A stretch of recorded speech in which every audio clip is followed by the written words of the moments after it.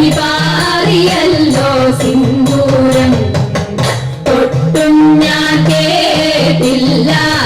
കുഴലും ഞാൻ കേട്ടില്ല